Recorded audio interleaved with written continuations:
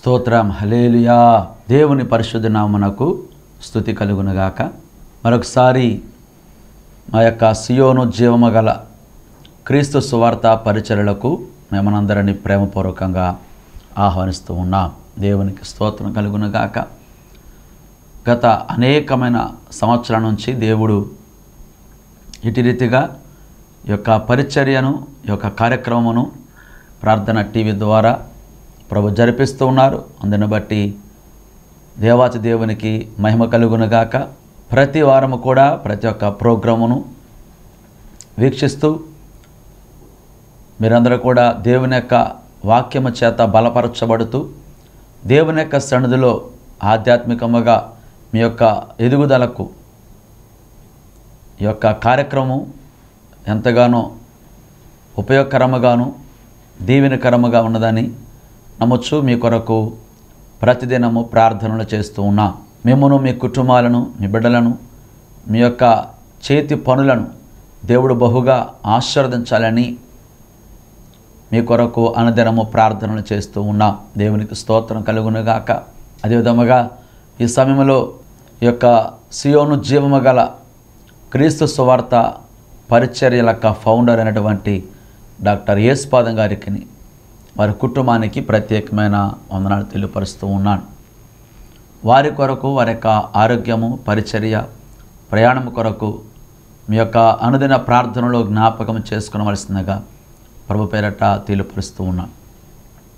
అదేవిధముగా ఈ యొక్క పరిచర్య కొరకు మీ ప్రార్థనలో జ్ఞాపకం చేసుకునవలసిందిగా మరొకసారి ప్రభు పేరట తెలియపరుస్తూ ఉన్నాను. అందరూ కూడా ఆరోగ్యకరముగాను, ఆశీర్వాదకరముగా, సంతోషకరముగా ఉన్నారని నమ్మొచ్చు. మిమ్మల్ని బట్టి ఆ దేవాది దేవుణ్ణి స్తుతిస్తూ ఉన్నాం. ప్రభువులో ఇంకా మీరు బలపరచబడుతూ ఆయన కొరకు సాక్షులుగా ఉండాలని మిమ్మల్ని బట్టి ప్రార్థన చేస్తూ ఉన్నాం. దేవునికి స్తోత్రం కలుగునుగాక. Praise the Lord. హల్లెలూయా. మంచిది ప్రేమైన దేవుని బిడ్డలారా, ఈ సమయంలో పరిశుద్ధ గ్రంథముల నుంచి ఒక లేఖన భాగము చదువుకొని మనము ముందుకు సాగిపోదాం. చూడండి, దయచేసి మీ యొక్క పరిశుద్ధ గ్రంథం ఉన్నట్లయితే అటు గ్రంథమును తెరచి హెబ్రీ పత్రిక 2వ అధ్యాయము 3వ వచనము చదువుకుందాం. ఇంత గొప్ప రక్షణను నిర్లక్ష్యము చేసిన ఎడల ఎలాగూ తప్పించుకుందాము? అట్టి రక్షణ ప్రభు బోధించుట చేత ఆరంభమై దేవుడు తన చిత్తానుసారముగా సూచక క్రియల చేతను, మహత్కార్యముల చేతను, నానా విధములైన అద్భుతముల చేతను, వివిధములైన పరిశుద్ధాత్మ వరములను అనుగ్రహించిన చేతను వారితో కూడా సాక్ష్యమిచ్చుచుండగా వినిన వారి చేత మనకు దృఢపరచబడెను. ఆమేన్. దేవుడి యొక్క లేఖన భాగమును మన మధ్యలో దీవించునగాక. ప్రార్థన చేద్దామండి. పరిశుద్ధుడా, ప్రేమగల మా తండ్రి, కృపగలన మా ప్రభువా, సర్వోన్నతుడా, మీ యొక్క ఘనమైన నామాన్ని స్తుతిస్తూ ఉన్నాం. తండ్రి దేవా, ఈ సమయంలో మేము చదివినటువంటి ఈ లేఖన భాగమును మేము ముందు పెట్టుచున్నాం. తండ్రి, ప్రతి ఒక్క లేఖనము కూడా ప్రభువా పరిశుద్ధాత్మ ద్వారా ప్రేరేపించబడిన యొక్క భక్తులతో మీరు వ్రాయించి ఉన్నారు. అనగా మా కొరకు మీరు అనుగ్రహించినటువంటి ఇట్టి వాక్యాన్ని బట్టి నీకు స్తుతులు ప్రభువా. ఆ వాక్యము ద్వారా ఎందరైతే వినుచున్నారో వారితో, మాతో, ప్రతి ఒక్కరితో ప్రభువా మీరు మాట్లాడి బలపరచమని యేసు పరిశుద్ధ నామమున అడుగుచున్నాము తండ్రి. ఆమేన్, ఆమేన్. స్తోత్రం. హల్లెలూయా. మంచిది ప్రియమైన దేవుని బిడ్డలారా, దేవుని యొక్క గ్రంథములో మనం చదివినటువంటి లేఖన భాగమును జ్ఞాపకం చేసుకుందాం. చూడండి, ఇక్కడ దేవుని యొక్క భక్తుడు రాస్తున్నాడు కదా, ఇంత గొప్ప రక్షణను నిర్లక్ష్యము చేసిన ఎడల ఎలాగూ తప్పించుకుందాము అంటూ ఉన్నాడు. అనగా చూడండి, దేవుడు మనకు ఎలాగున రక్షణ అనుగ్రహించాడంటే, ఈ లోకములో నశించిపోచునంటే మనలను ప్రేమించి ఒకప్పుడు దేవుడు లేని ప్రజలుగా మనం ఉంటూ ఉండగా ఆయన మనకు దేవుడుగా ఉంటూ ప్రభువైన యేసుక్రీస్తు వారి యొక్క మరణము చేత తండ్రితో మనలను సమాధానపరచి గొప్ప రక్షణను అనుగ్రహించి తన యొక్క రాజ్యమునకు వారసులుగా మనలను చేసి ఉంటుండగా ఎవరైతే రక్షించబడి ఉన్నారో ఆ రక్షించబడిన వారు సైతము కూడా రక్షణను నిర్లక్ష్యం చేస్తూ మరలా లోకం వైపును సాతాను వైపు మనుషుల వైపు చూస్తూ రక్షణ నుంచి పడిపోయేటువంటి స్థితిలో ఉంటూ ఉన్నారు. మరికొందరైతే రక్షణ పొందకపోయినప్పటికీ కూడా ఈ లోకములో నుంచి మనము ఎప్పుడు ఈ లోకాన్ని విడిచిపెట్టి వెళ్ళిపోతామో మనకు తెలియదు కాబట్టి అయినప్పటికీ కూడా ఈ లోకము ఇందులో ఉన్నటువంటి ఈవులన్నీ కూడా శాశ్వతం అనుకొని వాటిని ప్రేమిస్తూ ఈ లోకములో అనేక ఈవుల చేత వారు నడిపించబడుతూ దేవుని యొక్క రక్షణను నిర్లక్ష్యం చేస్తూ ఉన్నారు. అందుకే ఇక్కడ దేవుని యొక్క భక్తుడు ఎంతో ఆవేదనతో మరి ఎవరైతే అన్యులుగా ఉంటూ ప్రభువుని విశ్వాసం ఉంచుతున్నారో, ఎవరైతే రక్షించబడి కూడా నిర్లక్ష్యంగా ఉంటూ ఉన్నారో వారందరికీ కూడా ఈ లేఖను వ్రాస్తూ ఉన్నాడు దేవుని యొక్క భక్తుడు. స్తోత్రం, హల్లెలూయా. కాబట్టి చూడండి ప్రియమైన దేవుని బిడ్డలారా, ఈ లోకంలో మనం ఎన్నైనా కలిగి ఉండవచ్చున కానీ ఎంతో విలువైనవి, ఖరీదైనవి, శ్రేష్టమైనవి, గొప్ప గొప్ప వాటి మనం కలిగి ఉండొచ్చున కానీ వాటన్నిటికీ మించినది దేవుడిచ్చిన రక్షణ. స్తోత్రం, హల్లెలూయా. కాబట్టి ఆ రక్షణ ప్రతి వారము కూడా రక్షించబడి దేవుని యొక్క రాజ్యమునకు సిద్ధపడుచు ఉండాలని ప్రభువారు తెలియపరుస్తూ ఉన్నాడు. చూడండి, యేసుక్రీస్తు వారు ఈ భూమి దిగి వచ్చింది దేనికోసం అంటే నశించిన దారిని వెదకి రక్షించిన కొరకు ఆయన మనుష్య కుమారుడిగా వచ్చి ఉన్నాడు. స్తోత్రం, హల్లెలూయా. అందుకే చూడండి, ఇక్కడ దేవుని యొక్క వాక్యం మనం గమనించినట్లయితే లూకా సువార్త 1వ అధ్యాయము 75వ వచనం నుంచి మనం చదివినట్లయితే ఇక్కడ అన్నాడు కదా, ఆయన తన ప్రజలకు దర్శనమిచ్చి వారికి విమోచన కలుగజేసెను. తన సేవకుడైన దావీదు వంశమునందు మన కొరకు రక్షణ శృంగమును అనగా మన శత్రువుల నుండి మనలను ద్వేషించు వారందరి చేతి నుండి తప్పించి రక్షణ కలుగజేసెను. స్తోత్రం, హల్లెలూయా. అనగా ఎందుకొరకు మనకైనా రక్షణ కలుగజేస్తున్నాడంటే ఇక్కడ వాక్యం సెలవిస్తుంది కదా, మనకు దర్శనం అనుగ్రహించి విమోచన కలుగజేస్తున్నాడు. అంత మాత్రమే కాక మన శత్రువుల నుండి మనలను ద్వేషించే వారందరి చేతి నుండి అనగా అపవాది వాడక సమూహము నుంచి మనలను తప్పించి రక్షణ కలుగజేస్తున్నాడు మన ప్రభువైన యేసుక్రీస్తు వారు. స్తోత్రం, హల్లెలూయా. కాబట్టి ఆ రక్షణను బట్టి మనం ఎంతగానో ప్రభువును స్తుతిస్తూ ఆయనకు కృతజ్ఞత కలిగి ఆయన సేవిస్తూ ఆయన మహిమకరంగాను ఆయనకు సాక్షులముగాను మనము జీవిస్తూ అనేక మందికి ఆశీర్వాదకరముగా మాదిరికరముగా ఉండాలని ప్రభు మనల్ని బట్టి ఆశపడుచు ఉన్నాడు. అయితే చూడండి, ఈనాడు మనము గమనించినట్లయితే క్రైస్తవులుగా ఉంటూ రక్షించబడిన వారు సైతము కూడా లోకమున్నటువంటి అందరి వలనే చెడు వ్యసనములు, చెడు అలవాట్లు, దురభిమానము, అక్రమంగా జీవించుట, అనేక విధములుగా జీవిస్తూ దేవుణ్ణి దుఃఖపెడుతూ తమ యొక్క రక్షణను నిర్లక్ష్యం చేస్తూ ఉన్నారు. అందుకే దేవుడు తన యొక్క దాసుని ద్వారా ఈ లేఖ ద్వారా మాట్లాడుచున్నాడు. ఆనాడు మాత్రమే కాదు, ఈనాడు కూడా ప్రతి ఒక్కరితో దేవుడు ఈ యొక్క లేఖనం ద్వారా మాట్లాడుచున్నాడు. కాబట్టి మనము దేవుడిచ్చిన రక్షణ అది ఎంతో గొప్పదై ఉంటుండగా, ఎంత వెల ఇచ్చినప్పటికీ, ఎంత ధనం ఇచ్చినప్పటికీ, ఎంత గొప్ప వాటిని ఇచ్చినప్పటికీ కూడా దానిని మనము కొనలేము. కాబట్టి ఉచితంగా మనకు దేవుడు రక్షణను గురించుంటుండగా ఆ యొక్క రక్షణను మనము నిర్లక్ష్యము చేస్తున్నామని దేవుడి సమయంలో మనతో మాట్లాడుచున్నాడు. రక్షించబడినటువంటి వారు దేవునికి మహిమకరంగా జీవించవలసిన వారు. ఎవరైతే రక్షణ పొందలేదో వారు శీఘ్రముగానే రక్షించబడి ప్రభు కొరకు ఆయనకు మహిమార్థమై జీవించాలని ఆయన వాక్యం సెలవిస్తుంది. చూడండి, ఆ యొక్క రక్షణ గురించి ఇంకా మనం గమనించినట్లయితే ఎందుకు దేవుడు మనలను రక్షించున్నాడు, రక్షణ కలుగు చేశాడు అని మనం ఆలోచన చేసినట్లయితే మన శత్రువుల చేతి నుంచి విడిపించబడి మన జీవితకాలం అంతయు నిర్భయులమై ఆయన సన్నిధిని పరిశుద్ధముగాను నీతిగాను ఆయనను సేవించటానికి. స్తోత్రం, హల్లెలూయా. ఈనాడు మనం గమనించినట్లయితే దేవుని యొక్క బిడ్డలైన వారు, ప్రాముఖ్యంగా రక్షించబడిన వారు సైతము కూడా లోకరతగా జీవిస్తూ, అపవిత్రముగా ఉంటూ, అన్యాయముగాను అక్రమముగాను అవిధేయతగాను జీవిస్తూ ఉన్నారు.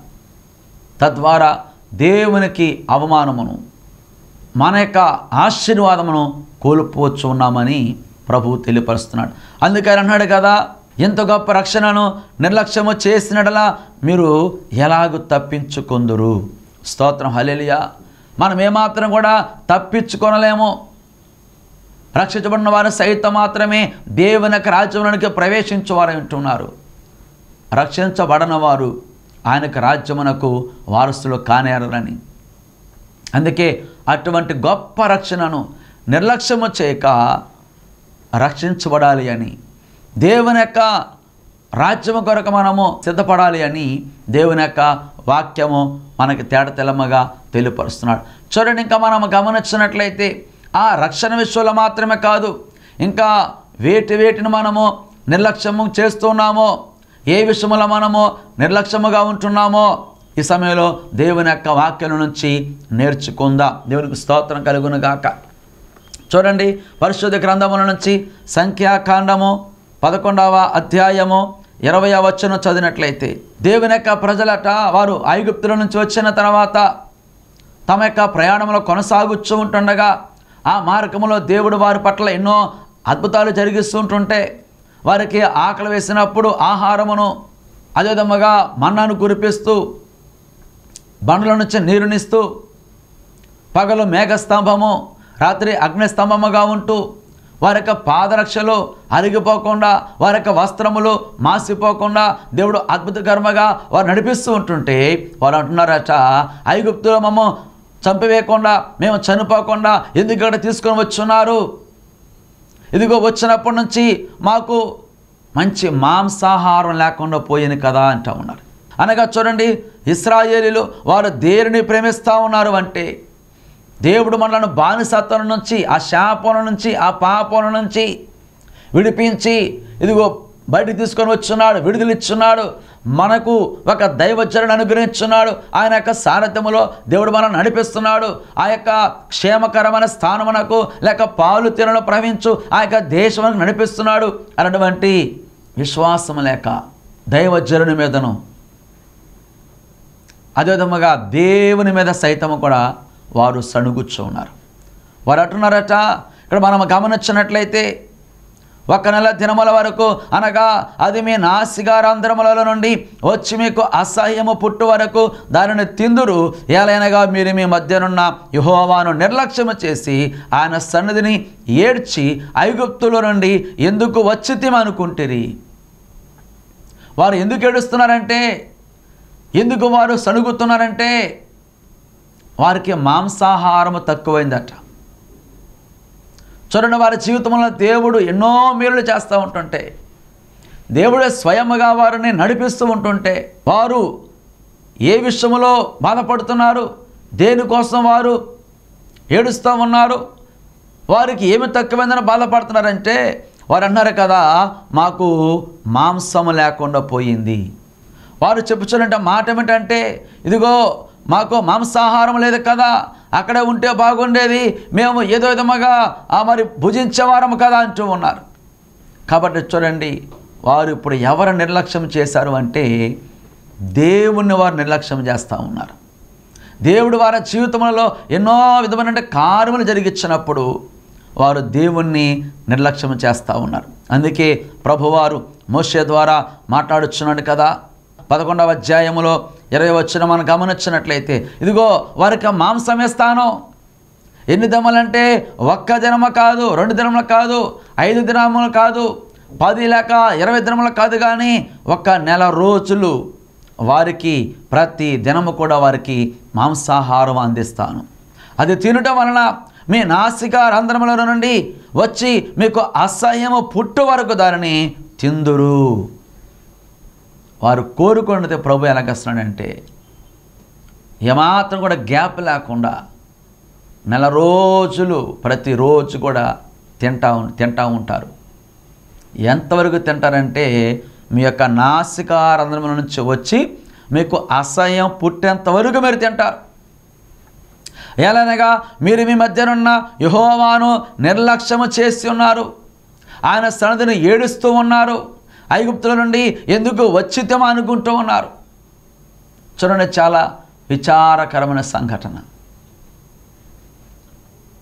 ఆ యొక్క బానిసత్వం నుంచి దేవుడు మమ్మల్ని విడిపించున్నాడే అని వారు ప్రభునందు సంతోషించకుండా వారికి మాంసాహారం కొదువైందని ఏడుస్తూ ఉన్నారట. మనం కూడా గమనించినట్లయితే కొన్నిసార్లు ఫంక్షన్స్కి వెళ్ళినప్పుడు, లేక బంధువుల ఇళ్ళకి వెళ్ళినప్పుడు, లేక మన సంఘాల్లో ప్రేమ ఏదో జరుగుతున్నప్పుడు మనకేదైనా కొదువైనట్లయితే దాని గురించి గొడవాడుతూ ఉంటాం. కొందరు అలుగుచ్చు ఉంటారు, కొందరు మందిరాలు మానివేస్తూ ఉంటారు, కొంతమంది తిరుగుబాటు చేస్తూ ఉంటారు. కాబట్టి ఆయన వాక్యం సెలవుస్తుంది కదా, మనుష్యుడు రొట్టె వలన మాత్రమే కాదు కానీ దేవుని యొక్క నోట నుంచి వచ్చు ప్రతి మాట వలన జీవించును. మనం బ్రతకడానికి, మనం జీవించడానికి దేవుని యొక్క వాక్యము, దేవుని యొక్క మాట, ఇదిగో దేవుని యొక్క సన్నిధి మాత్రమే మనము కోరుకోవలసిస్తున్నది.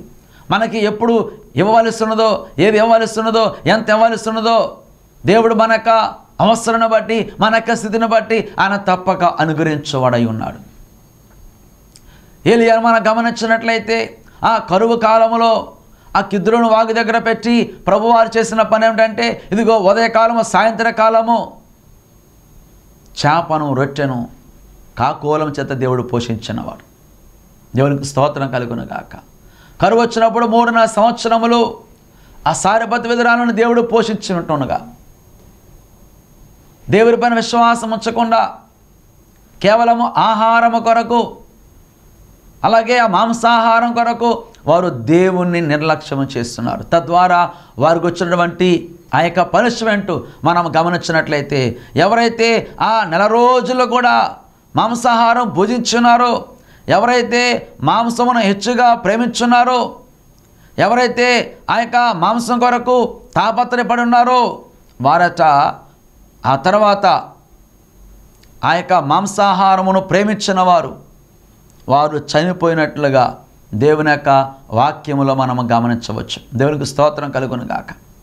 వారు తినడానికి దేవుడు ఆ యొక్క సముద్రం నుంచి పూరేలను పంపించి వారికి మంచి మాంసాహారం పెట్టినారు. కానీ ఎవరైతే వారు దానిని ఎక్కువగా తిని దాన్ని ప్రేమించున్నారో వారట ఆ తర్వాత మరి కొంతకాలమునకు వారు చనిపోయినట్లుగా దేవుని యొక్క వాక్యం మనకి తెలియపరుస్తున్నాడు.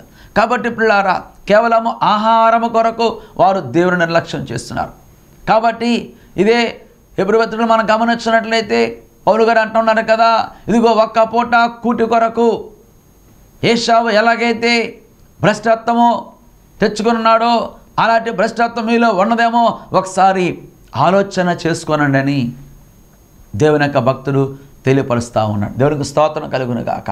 కాబట్టి ప్రియమైన దేవుని బిడ్డలారా, దేవునికి మించినది, దేవుని కంటే గొప్పది మన జీవితంలో ఏది లేదని మనం గ్రహించి ఆయన కొరకు మనకు ఆహారం కావచ్చు, వస్త్రములు కావచ్చు, మనకు ఇష్టమైన వాటిని, మనకు నచ్చిన వాటిని సైతం కూడా దేవుని కొరకు మనం త్యాగం చేయవలసిన వారమై ఉన్నామని, ఆయనను మాత్రమే మనం ప్రేమించవలసిన వారమని, దేవుణ్ణి ఏమాత్రం కూడా మనము నిర్లక్ష్యము చేయకూడదని, ఆయన ఇచ్చే రక్షణను నిర్లక్ష్యము చేయకూడదని ఈ సందర్భంలో దేవుడు తన యొక్క వాక్యం ద్వారా తెలియపరుస్తూ ఉన్నాడు. దేవునికి స్తోత్రం కలుగును గాక. చూడండి, అదేవిధముగా ఇంకా మనం గమనించినట్లయితే పరిశుద్ధ గ్రంథముల నుంచి మలాకీ గ్రంథము 1వ అధ్యాయము 6వ వచనం చదివినట్లయితే, కుమారుడు తన తండ్రిని ఘనపరచును కదా, దాసుడు తన యజమానిని ఘనపరచును కదా, నా నామమును నిర్లక్ష్యపెట్టు యాజకులారా, నేను తండ్రినైతే నాకు రావలసిన ఘనత ఏమాయను, నేను యజమానుడనైతే నాకు భయపడేవాడు ఎక్కడ ఉన్నాడు అని సైన్యములకు అధిపతియగు యెహోవా మిమ్మల్ని అడుగగా, ఏమి చేసి నీ నామమును నిర్లక్ష్యపెట్టుతామని మీరందరూ. దేవునికి మహిమ కలుగును గాక. చూడండి, ఇక్కడ దేవుని యొక్క నామమును నిర్లక్ష్య పెడతా ఉన్నారట. ఇక్కడ ప్రభువారు అంటూ ఉన్నారు కదా, కుమారుడు తనక తండ్రిని ఘనపరుస్తూ ఉంటాడు, అదేవిధంగా దాసుడు తనక యజమానిని ఘనపరుస్తూ ఉంటాడు. మీరైతే నా నామమును నిర్లక్ష్య పెడుతూ ఉన్నారు. సామాన్య ప్రజలు మాత్రమే కాదు, దేవుని యొక్క బిడ్డలు మాత్రమే కాదు, యాజకులు సహితము కూడా, అనగా దేవుని సేవకులు సహితము కూడా తండ్రి వలె ఆయనను ఘనపరచటం లేదు, యజమానుని వలె ఆయనకు లోబడటం లేదు, ఆయనకు రావాల్సిన ఘనత ఆయనకి ఇవ్వటం లేదు. చాలామంది, ఎక్కువ మంది వ్యక్తులు, దేవుని యొక్క బిడ్డలు కావచ్చు, సేవకుల సైతము కూడా దేవునికి మహిమ రావాలని చెప్పటం లేదు. సాక్ష్యాలు తాము ప్రార్థన చేయటం వలనే వారికి స్వస్థ వచ్చినదని, తాము దర్శించటం వలనే వారు బలపరచబడి ఉన్నారని, తాము వాక్యం చెప్పటం వలన మాత్రమే వారు బలపరచబడ్డారని, ప్రతి ఒక్కరు కూడా తమ యొక్క సొంత ఘనతను, సొంత మహిమను, సొంత హెచ్చింపును కోరుకుంటూ ఉన్నారు. మనకి ఏమాత్రము కూడా ఘనత అవసరం లేదు. ఆయన మాత్రమే, అనగా మన ప్రభు మాత్రమే హెచ్చించబడాలి, మనము తగ్గించబడాలి. మన దేవునికి మాత్రమే ఘనత రావాలి. మనము అవమానపరచబడినప్పటికీ కూడా సంతోషంగా స్వీకరిస్తూ ఉండాలి. చూడండి, ఇక్కడ దేవుని యొక్క నామమును నిర్లక్ష్యపరుస్తూ ఉన్నారు. అందుకే ప్రభు తనక విచారం వ్యక్తపరుస్తూ ఉన్నాడు, ఆయన దుఃఖపడుతూ ఉన్నాడు. ఆయన అంటున్నాడు కదా, నేను యజమానుడనైతే నాకు రావాల్సిన ఘనత ఏది, నేను తండ్రినైతే నాకు రావాల్సిన ఘనత ఏది. స్తోత్రం, హల్లెలూయా. కాబట్టి చూడండి, దేవుని యొక్క నామమును మనము వ్యర్థముగా ఉచ్చరించకూడదు, నిర్లక్ష్యముగా ఉచ్చరించకూడదు. ప్రభువును మనము ప్రేమిస్తూ ఆయన యొక్క నామమట అన్ని నామముల కంటే కూడా పైనామము, ఆయన యొక్క నామము శక్తిగల నామము, ఆయన యొక్క నామము మహిమగల నామము. ఆయన నామములో దెయ్యాలు పారిపోతుంటాయి, ఆయన నామంలో స్వస్థత ఉన్నది. స్తోత్రం, హల్లెలూయా. ఆయన యొక్క నామములో మాత్రమే రక్షణ ఉన్నదని మనము గ్రహించవలసిన వారమై ఉన్నాం. చూడండి, అదేవిధముగా ఇంకా మనం గమనించినట్లయితే యెషయా గ్రంథము 5వ అధ్యాయము 24వ వచనం మనం చదివినట్లయితే, సైన్యములకు అధిపతి యగు యెహోవా యొక్క ధర్మశాస్త్రమును నిర్లక్ష్య పెట్టుదురు, ఇశ్రాయేలు యొక్క పరిశుద్ధ దేవుని వాక్కును తృణీకరించుదురు. కాబట్టి అగ్ని జ్వాల కొయ్యకాలను కాల్చివేయనట్లు, ఎండిన గడ్డి మంటలో భస్మమగినట్లు వారి వేరు కుళ్ళిపోవును, వారి పువ్వు ధూళివలె పైకి ఎగిరిపోవును. ఇక్కడ మనం గమనించినట్లయితే దేవుని యొక్క ధర్మశాస్త్రమును నిర్లక్ష్యపరుస్తూ ఉన్నారట. స్తోత్రం, హల్లెలూయా. అంత మాత్రమే కాదు, అని అన్నాడు కదా, దేవుని యొక్క వాక్కును కూడా తృణీకరిస్తూ ఉన్నారు, పరిశుద్ధ దేవుని యొక్క వాక్కును తృణీకరిస్తూ ఉన్నారు. కాబట్టి దేవుని యొక్క వాక్యమును నిర్లక్ష్యము చేయకూడదు. వాక్యము విత్తబడుచుంటుండగా శ్రద్ధ కలిగి వినవలెను. కొందరు వాక్యం చెబుతున్నప్పుడు గోడలు కానుకొని నిద్రపోతూ ఉంటుంటారు, నిర్లక్ష్యంగా ఉంటుంటారు, నాకు కాదని అనుకుంటూ ఉంటారు, లేకపోతే తెలిసిన వాక్యం కదా అనుకుంటూ ఉంటారు. ఎవరు చెప్పినప్పటికీ కూడా, ఏ సమయంలో చెప్పినప్పటికీ కూడా దేవుని యొక్క వాక్యం అనగా అది ప్రభువే కాబట్టి, ప్రభు మనతో మాట్లాడుచున్నాడు కాబట్టి ఆయన మాట మనము శ్రద్ధగా వినవలసిన వారమై ఉన్నాం. దేవుని యొక్క వాక్యమును నిర్లక్ష్యము చేయకూడదు, దేవుని యొక్క మాటలను మనము తృణీకరించకూడదు. స్తోత్రం, హల్లెలూయా. ఎవరైతే అలాగూ చేస్తుంటుంటారో, అని అన్నాడు కదా, అగ్నిజ్వాల కొయ్యకాలను కాల్చివేయనట్లు, ఎండిన గడ్డి మంటలో భస్మమగినట్లు వారి వేరు కుళ్ళిపోవును, వారి పువ్వు ధూళివలె పైకి ఎగిరిపోవును. కాబట్టి దేవునికి మనము భయపడవలెను, దేవునికి లోబడవలను, ఆయన వాక్యమునకు మనము లోబడవలను, ఏమాత్రం కూడా నిర్లక్ష్యము చేయకూడదనే సత్యాన్ని మనము గమనించవలసిన వారమై ఉన్నాం. స్తోత్రం, హల్లెలూయా. అదేవిధంగా మనం గమనించినట్లయితే ఎఫెసీ పత్రిక 5వ అధ్యాయము 15వ వచనం మనం గమనించినట్లయితే అక్కడ అన్నాడు కదా, దినములు చెడ్డవే గనక సమయమును పోనీయక అజ్ఞానుల వలె కాక జ్ఞానుల వలె ప్రవర్తిస్తూ సమయమును మనము సద్వినియోగపరుచుకొనవలెనని దేవుని యొక్క వాక్యములు మనము గమనించవచ్చును. కాబట్టి సమయాన్ని కూడా మనము నిర్లక్ష్యము చేయకూడదు. స్తోత్రం, హల్లెలూయా. ఇంకా చూడండి, ఏమైతే దేవుడు మనకు అనుగ్రహించున్నాడో వాటన్నిటిని కూడా మనము నిర్లక్ష్యము చేయకూడదని దేవుని యొక్క వాక్యం మనకి తెలియపరుస్తున్నాడు. చూడండి, సామెతల గ్రంథము 23వ అధ్యాయము 23వ వచనం మనం చదివినట్లయితే, సత్యమును అమ్మివేయక దాన్ని కొని ఉంచుకొనము, జ్ఞానమును ఉపదేశమును వివేకమును కొని ఉంచుకొనము.